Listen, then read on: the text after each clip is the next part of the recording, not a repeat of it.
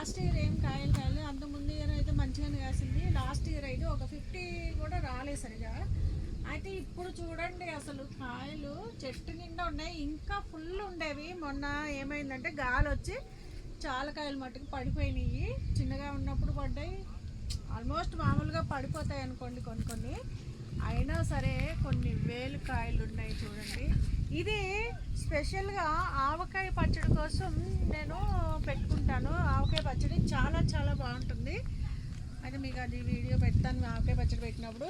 ఈ కాయ చూడండి అసలు ఆవకాయ పచ్చడికి స్పెషల్ మ్యాంగో అనమాట ఇది.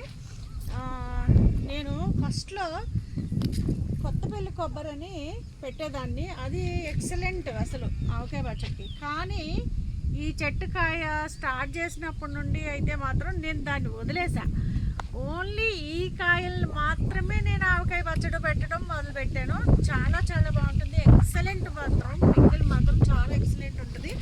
ఇదైతే మ్యాంగో చూడండి ఎంత బాగా ఇది తీయదు.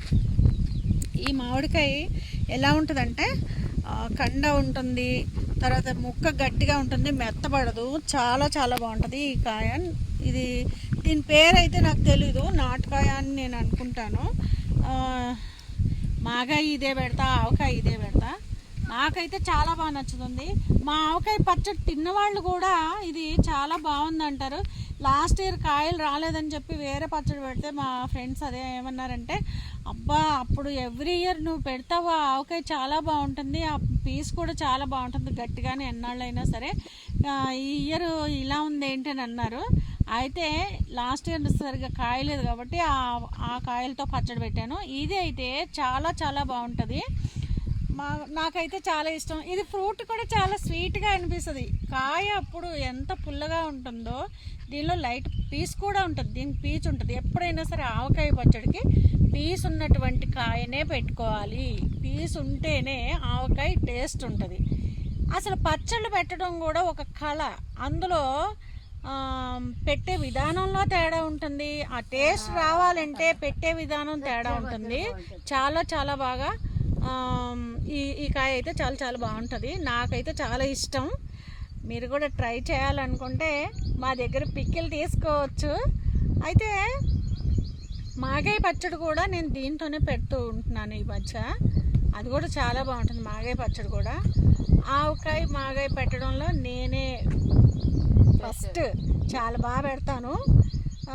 అంటే అందరు పెడతారు, ఆల్మోస్ట్ అందరు పెడతారు, ఎవరి కాళ్ళే గొప్ప అనుకోండి.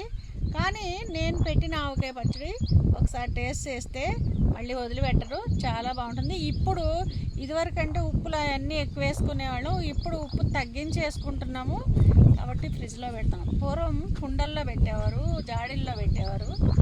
నేను ఇప్పటికీ జాడీలోనే పెడతాను, ఒక టబ్లో కలిపేసి జాడీలో పెడతాను. అయినా సరే ఈ మ్యాంగో పిక్కిల్ని తినండి, టేస్ట్ చూడండి, చాలా బాగుంటుంది.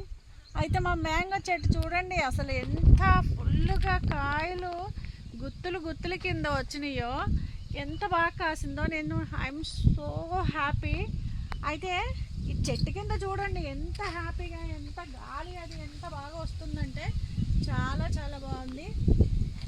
నేను ఇట్లా వచ్చి ఫుల్గా ఎంజాయ్ చేస్తూ ఉంటాను.